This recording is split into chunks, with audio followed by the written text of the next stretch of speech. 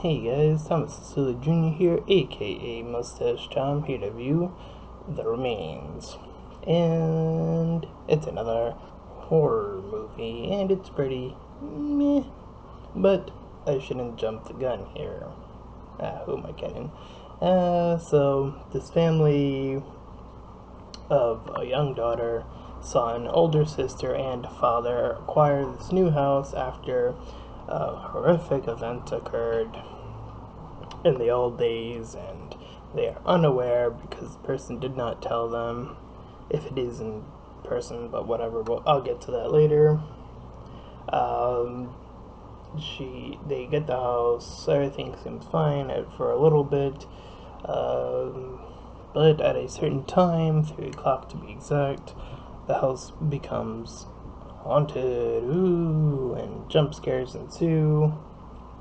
They eventually find these items in the house that are attached to the old family that lived there, and I guess, I'm not 100% sure about this, the kids end up becoming slightly possessed in the middle of the movie-ish. It's sort of hard to tell with the bland acting, so that is unfortunate, but in this movie, the older sister is following the cliche of, oh, I don't want to talk to you, Dad, and blah blah blah. And she has a boyfriend on the side, and he sort of comes into the movie at a later point after all the possession stuff happens, and or possession, I want to put that in quotes because I'm not 100% sure, as I said.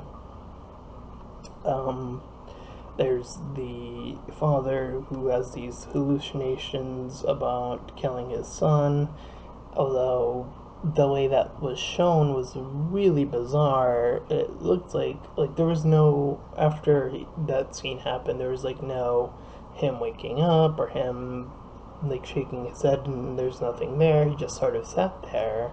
I was thinking, so that really happened? And then a few scenes later you just see the son there, and I'm like, that's an odd way to do that. A hallucination where you just don't see the end result, or you just sort of move on to the next scene. Uh, I don't, I can't think of any other movie that's done that before, at least to my knowledge. But the daughter gets in trouble because she has to look after the kids, and she's on her. She, of course, as soon as the dad leaves, just goes out and does stuff. The dad is also slightly possessed, or like I said, hallucinated by this pocket watch or whatever it is. And there's the ghost, and things get worse and worse and worse. And on one of the later nights, the dad is seeing all this crazy stuff happen, and then he goes upstairs, assuming that the kids are up there. They, he goes up there to check on them, and they end up being actually possessed this time. They come at him with these two long boards with nails on them, and then they're slinging them at him. They pretty much kill him. And then the daughter returns after her night of doing whatever with the guy, just kissing him and stuff. She comes back, pretty much a little curious as to what's going on, hears the noises upstairs, finally sees the ghost, runs off with all the stuff that supposedly she needs to burn. There's this whole thing about needing to burn all the items that were there in that little thing that they collected, including the pocket watch, and the son had this camera thing, and the girl had the doll. So she threw that all outside. The kids were still possessed. They were going out with her. They were going out after her. She burns the box. The kids are no longer possessed.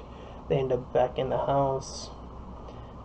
for whatever reason, instead of going around the house, like, I don't know, an intelligent person would probably do that, I'm thinking.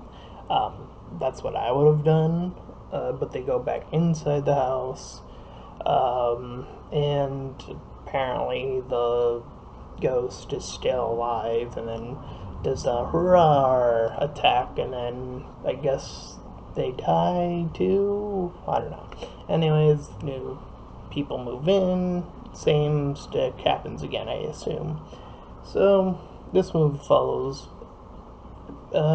pretty much most of the horror cliches that I'm used to. The acting just wasn't that really good. Like I said, there were times where I wasn't even sure if they were under a possession or not. It was never really made clear. Some of the shots, again, were a bit. It was just a bit hard to tell what was going on. Other than that, this movie's just. There's nothing that sticks out above any other horror movie to me. Pretty by the numbers movie. I'm gonna go ahead and give this movie a 3 out of 10. It's just not that great. There's not much here.